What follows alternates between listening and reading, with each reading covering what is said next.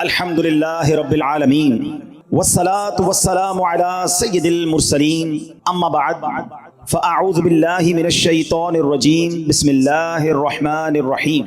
پڑھیے الصلاة والسلام علیک یا رسول اللہ وعلی آلک واصحابک یا حبیب اللہ. الصلاة والسلام علیک یا نبی اللہ وعلی آلک واصحابک یا نور اللہ. حکایت الصالحین نامی کتاب ہے اور اس میں ایک بڑا ہی ایمان افروز واقعہ موجود ہے جو آج میرے بیان کا موضوع بھی ہے. ذرا توجہ سے آپ سب نے بیان کو سننا ہے. حضرت ذوالنون مصری رحمۃ اللہ تعالی علیہ ایک روز نیل کے ساحل کی طرف تشریف لے گئے. اس وقت آپ بڑی گہری سوچ میں مگن تھے. اچانک آپ نے ایک بہت بڑے بچھو کو دیکھا کہ تیزی سے وہ ساحل کی طرف جا رہا ہے. آپ اس کی طرف متوجہ ہوئے کہ اتنا بڑا بچھو اور یہ پانی کی طرف کیوں جا رہا ہے. آپ بھی پیچھے پیچھے گئے تو آپ نے دیکھا کہ دریا میں سے ایک مینڈک نکلا اور وہ بچھو اس مینڈک پہ سوار ہو گیا اور مینڈک تیرنے لگ گیا. آپ حیران ہو گئے کہ یہ تو کوئی راز کی بات لگتی ہے. بچھو اور مینڈک کی دوستی تو نہیں ہوتی. یہ تو ایسا لگتا ہے کہ اس کے لیے سواری کا انتظام کیا گیا ہے اور یہ دریا پار کرانے کا نظام بنایا گیا ہے. آپ کو بڑا تجسس ہوا. آپ بھی دریا پار کر کے دوسری طرف پہنچ گئے. مینڈک نے کیا کیا, اس بچھو کو اگلے کنارے پر اتار دیا. اب بچھو پھر چلنے لگا. آپ پیچھے جانے لگے. حضرت ذوالنون مصری رحمۃ اللہ تعالی دیکھتے ہیں کہ تھوڑا آگے گئے تو ایک شخص زمین پر مدہوش پڑا ہوا ہے, بے ہوش. اس کے سینے پر ایک بہت بڑا اژدہا, بہت بڑا سانپ اسے ڈسنے کے لیے تیار ہے. اس بندے کو پتہ ہی نہیں وہ بے ہوش پڑا ہوا ہے, مگر اس بچھو نے رائٹ ٹائم اچانک وہاں پہنچ کر اس سانپ کو ڈنک مارا اور اس بندے کی حفاظت کا انتظام کیا. وہ سانپ وہیں پر مر گیا اور بچھو واپس چلا گیا. حضرت ذوالنون مصری حیران کہ مالک یہ تیرے عجب راز ہیں. اس بے ہوش بندے کو تو پتہ ہی نہیں ہے کہ اس کی حفاظت کے لیے تو نے انتظام کیا کیا ہے. لیکن حضرت ذوالنون مصری رحمۃ اللہ تعالی علیہ سب کہتے ہیں کہ میں سمجھ گیا کہ یہ بندہ ہے بہت بڑی چیز, اللہ کا بڑا نیک بندہ ہے کہ اس کی حفاظت کے لیے رب نے دوسرے علاقے سے بچھو بھیجا جس نے سانپ کو ڈسنے سے روک لیا, حالانکہ بندہ بے ہوش پڑا تھا. آپ نے سوچا کہ میں اس بندے کے پیری چوم لیتا ہوں, اتنا بڑا اللہ کا ولی ہے, بے ہوش ہے. وہ جیسے ہی قریب ہوئے نا تو آپ کو اس بندے کے منہ سے شراب کی بدبو آئی. آپ حیران ہو گئے کہ شرابی, گناہ گار, اور اس کی حفاظت کا ایسا انتظام. اللہ اکبر. ابھی آپ پریشان ہی تھے کہ آپ کو غیب سے آواز آئی, اے ذوالنون حیران کیوں ہوتا ہے, یہ بھی ہمارا ہی بندہ ہے. اگر اللہ صرف نیکوں کی حفاظت فرمائے گا, اگر نیکو کاروں کی ہی رب حفاظت فرمائے گا تو اے ذوالنون گناہ گاروں کی حفاظت کون کرے گا. ہائے ہائے. حضرت ذوالنون نے جب یہ سنا تو آپ وجد میں آ گئے. آپ کی کیفیت ہی بدل گئی. اللہ اکبر. جب سورج غروب ہونے لگا, ساحل پر ٹھنڈی ٹھنڈی ہوا چلنے لگی تو اب اس نوجوان کے جسم میں کچھ حرکت پیدا ہوئی. تھوڑی دیر بعد وہ ہوش میں آیا. حضرت ذوالنون اس کے قریب ہی بیٹھے تھے. آپ کو دیکھ کر شرمندہ ہوا, شرمندگی سے کہتا حضور آپ ادھر کیسے, آپ اللہ کے ولی تھے, بڑے مشہور شخصیت تھے. وہ بندہ آپ کو پہچان گیا تو آپ نے فرمایا پہلے یہ بتاؤ کہ تم کون ہو, میرے بارے میں چھوڑو. اس نے کہا حضرت آپ تو دیکھ ہی رہے ہیں میں شرابی آدمی ہوں. آپ نے فرمایا ذرا بائیں طرف دیکھو, اپنی ذرا قریب دیکھو. اس بندے نے دیکھا تو مرا ہوا بہت بڑا سانپ پڑا ہوا. حضرت ذوالنون مصری نے اب اس کو سارا واقعہ سنایا کہ میں تو کہیں اور تھا, میں نے ایک منظر دیکھا, بچھو اور مینڈک کے پیچھے ادھر آیا. اللہ نے تیری حفاظت کا کیسا انتظام کیا, تو رب کی نافرمانی کرتا ہے اور وہ مالک تیری حفاظت فرما رہا ہے. اللہ اکبر. جب اس شرابی نے یہ واقعہ سنا وہ زاروں کتار رونے لگا اور اس کے بعد اس نے جو ہے یہ اس نے بڑا کمال کا جملہ کہا, اگر وہ ذات گناہ گاروں کو ایسا نوازتی ہے تو پھر نیکوں کو کیسا نوازتی ہوگی. جب اپنے نافرمانوں کو وہ ایسا نوازتا ہے تو اپنے فرما برداروں کو کیسا نوازتا ہوگا. یہ کہہ کر وہ شخص نے سارے گناہوں سے توبہ کی, اب مجاہدات کرنے لگا, اب عبادتیں کرنے لگا. ایک وقت ایسا آیا کہ اس بندے کا شمار اللہ کے مقبول بندوں میں ہونے لگ گیا, وہ بھی اللہ کا ولی بن گیا. میرے پیارے اسلامی بھائیوں, مدنی چینل کے ناظرین, یہ واقعہ ہم سب کے لیے بہت بڑا پیغام ہے. ہم اللہ کی نافرمانی کرتے ہیں اور روزانہ ہی کرتے ہیں, اگر وہ رب ہم سے نعمتوں کو روکتا نہیں ہے, وہ ہم سے اپنی نعمتوں کو نہیں روک رہا, ہمارا رزق بند نہیں ہو جاتا. دنیا کا کیا دستور ہے, یہاں کاروباری لوگ بھی بیٹھے ہیں, ہمارے پاس کوئی بندہ نوکری کرے, ہم اس کو کہیں بیٹا آپ کا کام یہ ہے کہ روزانہ جانا ہے, آپ نے مارکیٹ سے وصولی کرنی ہے اور یہ موٹر سائیکل میں آپ کو دیتا ہوں کیونکہ آپ کو روز جانا ہے, سفر کے لیے آپ کو موٹر سائیکل دیتا ہوں. بڑا مینیجر بن جاتا ہے, لوگ گاڑی دیتے ہیں, ٹھیک ہے. اچھا اب وہ سیٹ جو ہے وہ دیکھے کہ یہ جاتے کہیں نہیں ہے, سارا دن ادھر ہی بیٹھا رہتا ہے, 1 دن 2 دن 15 دن 1 مہینہ, پھر وہ کیا کہے گا, بھائی یا تو وصولی کرنے جاؤ یا ورنہ میری موٹر سائیکل واپس کرو. فائدہ کیا تمہیں موٹر سائیکل دینے کا, جو فیسلٹی دیتا ہے کوئی ہمیں کسی کام کے لیے دیتا ہے نا, اگر وہ کام نہ کریں تو وہ فیسلٹی واپس لے لی جاتی ہے. سچ بتاؤ میرے رب نے مجھے اور آپ کو آنکھیں کیوں دی ہیں؟ کیا حرام دیکھنے کے لیے دی ہیں؟ تلاوت کے لیے دی ہیں, ماں باپ کو محبت سے دیکھنے کے لیے دی ہیں, اللہ کے گھر کو دیکھنے کے لیے دی ہیں, اللہ نے جو حلال چیزیں ہمیں دی ہیں وہ دیکھنے کے لیے دی ہیں. کبھی ایسا ہوا کہ ہم حرام دیکھیں اور اندھے ہو جائیں, یار میری آج آنکھیں بند ہو گئیں, کیوں؟ بس وہ حرام دیکھ لیا تھا. نہیں, ہم گناہ کر رہے ہیں, وہ نعمتیں نہیں روک رہا ہے. یہ ہاتھ اس لیے نہیں دیے کہ اس سے حرام کام کیے جائیں, اس سے ظلم کیا جائے، مگر یہ ہاتھ حرام کی طرف اٹھتے ہیں، رب ہاتھ واپس نہیں لیتا۔ پیر گناہ کی طرف جائیں تو لنگڑے ہو جانے چاہیے تھے ہم، کہ بندہ کہے یار آج پیر نہیں چل رہے، کیوں یار؟ وہ کل میں جوا کھانے گیا تھا، میں شراب کھانے گیا، میں سنیما گیا، اللہ کی نافرمانی کے لیے چلا تھا، میرے رب نے پیر واپس لے لیے۔ اصول تو یہ بنتا ہے، مگر اس کی شان دیکھو کہ ہم روز نافرمانی کرتے ہیں، وہ ہمیں رزق دے رہا ہے، عزت بھی دے رہا ہے، اعضاء بھی سلامت ہیں، تک اللہ کو ناراض کریں گے؟ کب تک اس رب سے دور رہیں گے؟ وہ ایسا کریم ہے، دنیا میں کسی کی بات نہ مانو، وہ نوکری سے نکال دیتا ہے، مگر رب ایسا کریم ہے کہ بندہ اگر جب اس کی بات ماننے لگ جائے نا، ایک بار دل سے توبہ کر لے، وہ اس کے سارے گناہ بھی معاف کر دیتا۔ اللہ اکبر۔ اے میرے پیارے اسلامی بھائیو، یہ ہے میرا مالک جو ہمارے عیب چھپاتا ہے۔ ہم اکیلے میں گناہ کرتے ہیں، وہ بتاتا نہیں کسی کو، ورنہ وہ چاہے تو ہم سب کے عیب کھل جائیں۔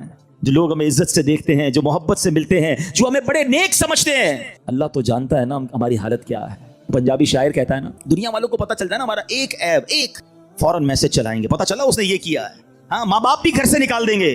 میرا مالک کیسا کریم ہے، اسے معلوم ہے ہم کتنے برے ہیں، مگر وہ رحم کرنے والا ہے، وہ کرم کرنے والا ہے، ہم پھر بھی اس سے دوستی نہیں کرتے، ہم پھر بھی اسے ناراض کرتے ہیں۔ پیارے اسلامی بھائیوں، کب تک ہم گناہ کرتے رہیں گے؟ کب تک اللہ کو ناراض کرتے رہیں گے؟ اگر وہ مالک ناراض ہو گیا تو برباد ہو جائیں گے۔ اس کی رحمت چاہتی ہے کہ میں اور آپ بخشے جائیں، مگر ہم ہیں کہ یا تو توبہ نہیں کرتے، اور توبہ کرتے ہیں تو پھر اس پر قائم نہیں رہتے۔ حالانکہ نبی پاک علیہ الصلوۃ والسلام کی کیسی کیسی حدیثیں ہیں کہ جو توبہ کرتا ہے اللہ اس سے کتنا راضی ہوتا ہے۔ آئیے حدیث پاک سنانے سے پہلے میں آپ کو قرآن پاک کی آیت سناتا ہوں۔ اللہ کریم قرآن مجید میں ارشاد فرماتا ہے، سورہ بقرہ میں دوسرے پارے آیت نمبر 222 میں ارشاد فرماتا ہے، ان اللہ یحب التوابین، بے شک اللہ پسند کرتا ہے بہت توبہ کرنے والوں کو۔ اور اللہ جب توبہ قبول کرتا ہے نا تو سنو کیسا کریم ہے۔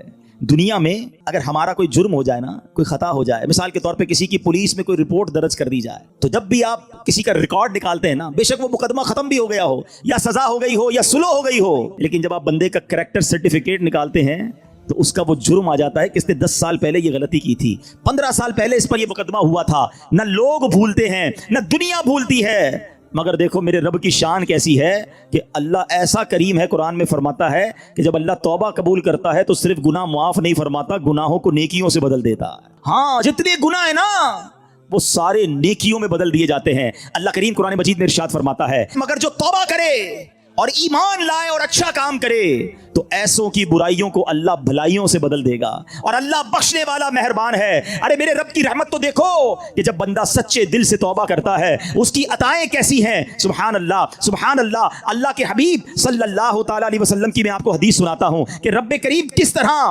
کس طرح توبہ کرنے والوں پر مہربانی فرماتا ہے۔ اللہ کے حبیب علیہ الصلوۃ والسلام فرماتے ہیں، جب بندہ اپنے گناہوں سے توبہ کرتا ہے تو اللہ عز و جل لکھنے والے فرشتوں کے پاس سے اس کے گناہ بھلا دیتا ہے، اس کے اعضاء، اس کے بدن کے جو پارٹس ہیں ان کو بھی بھلا دیتا ہے، اور اس زمین پر بھی نشان مٹا دیتا ہے جہاں اس نے گناہ کیے ہوتے ہیں، یہاں تک کہ جب بندہ قیامت کے دن اللہ سے ملے گا تو اس کے گناہ پر کوئی گواہ نہیں ہوگا۔ حالانکہ خود رب نے فرمایا قرآن میں کہ وہ دن آئے گا، ارے پڑھی ہے نا یاسین شریف، اس میں اللہ فرما رہا ہے وہ دن ہوگا جب منہ پر مہر لگا دی جائے گی، ہاتھ کلام کریں گے، پیر بتائیں گے کیا گناہ کیے تھے، کدھر گئے تھے۔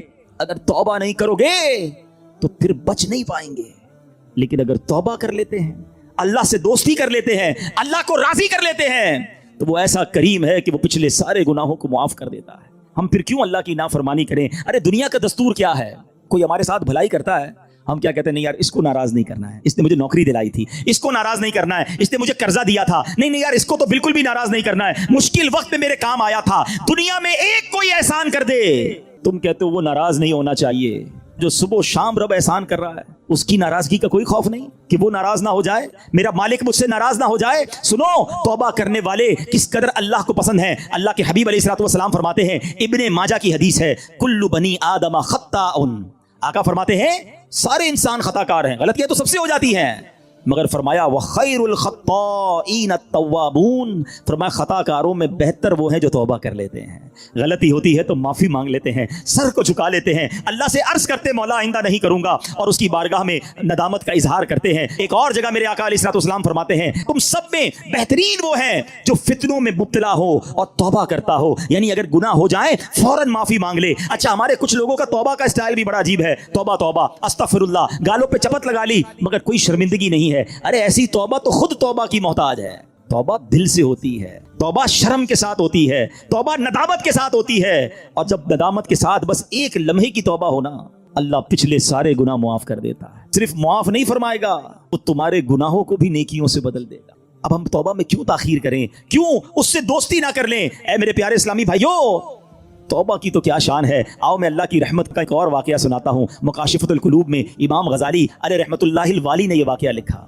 बनी इसराइल में एक नौजवान था, 20 साल तक तो उसने अल्लाह की खूब इबादत की, फिर अगले 20 साल उसने अल्लाह की बहुत नाफरमानी की। फिर आईना देखा तो दाढ़ी के बाल सफ़ेद हो गए थे। फिर वो गमज़दा हो गया और कहने लगा, ए मेरे खुदा, मैंने 20 साल तक तेरी इबादत की, 20 साल तक मैंने तेरी नाफरमानी की, अब मैं तेरी तरफ आऊँगा तो मेरी तौबा कबूल हो जाएगी, या अल्लाह तो मुझे माफ़ कर देगा। उसने किसी कहने वाले की आवाज़ सुनी, तुमने हमसे मोहब्बत की, हमने तुमसे मोहब्बत की, फिर तूने हमें छोड़ दिया, हमने भी तुझे छोड़ दिया, तूने हमारी नाफरमानी की, हमने तुम्हें मोहलत दी, और अगर अब तू तौबा करके हमारी तरफ आएगा तो हम तेरी तौबा कबूल कर लेंगे। ये है उसकी रहमत। ऐ मेरे प्यारे इस्लामी भाइयों, अब हम क्यों ना रब से मोहब्बत करें, क्यों ना हम अल्लाह से प्यार करें, और क्यों ना सच्ची तौबा कर लें। हमारे आस पास से लोग उठ रहे हैं, मेरी भी बारी आने वाली है, आपकी भी बारी आने वाली है। हम किस इंतजार में हैं, शैतान के किस वार में हैं, हम तौबा में ताखीर क्यों कर रहे हैं? अरे कब अल्लाह को राजी करेंगे? कब तक अल्लाह को नाराज करते रहेंगे? कब तक नमाजें कज़ा होती रहेंगी? कब तक आंखें हराम देखती रहेंगी? कब तक मेरे और आपके कान हराम सुनते रहेंगे? ए हराम कमाने वाले, कब तक हराम कमाता रहेगा? बदकारी करने वाला, बेहयाई करने वाला, नाम महरम लड़कियों और औरतों से दोस्तियां करने वाला सोचे, कब तक तुम ये गुलछड़े उड़ा लोगे? जुआ खेलने वाला सोचे, कब तक मैं ये काम कर लूंगा? अरे अचानक ये ऐलान होगा कि फलां का इंतकाल हो गया है, हमारे ही दोस्त हमें कांधों पर उठाएंगे, हमें कब्र में डालकर आ जाएंगे। ये दोस्त जो आज थोड़ी सी हमारी घबराहट पर हमारे साथ खड़े हो जाते हैं, पता है जब कब्र में उतारेंगे ना तो लोग कह रहे होंगे जरा सही तरीके से मिट्टी डालो, कोई सुराख बाकी ना बच जाए। हवा भी नहीं छोड़ेंगे, एक सुराख भी नहीं छोड़ेंगे, मुझे और आपको तन्हा कब्र में छोड़कर आ जाएंगे। फिर क्या होगा? मेरे और आपके पास क्या बचेगा? ये माल, ये दौलत, ये गाड़ी, ये घर, ये शोहरत, सब कुछ पीछे रह जाएगा। अब हमारे साथ कब्र में होंगे हमारे अमाल। और देखो, अल्लाह नाराज हुआ ना, अल्लाह नाराज हुआ तो मारे जाएंगे, फिर तो कब्र जहन्नम का घड़ा बन जाएगी। इसीलिए मैं आज ये अर्ज करने आया हूं कि जल्दी जल्दी अपने रब को राजी कर लो। वो कैसा करीम है, बल्कि उसकी रहमत चाहती यही है कि मेरे बंदे बख्शे जाएं, मेरे बंदे माफी मांग लें, मेरे बंदे रुजू कर लें। मगर ये बंदा है जो रुजू नहीं कर रहा, ये बंदा है जो उससे दोस्ती नहीं कर रहा। खुदारा, मैं आज के बाद अल्लाह के फर्मा बरदार बंदों में शामिल हो जाऊं। सुनो वो कैसा करीम है।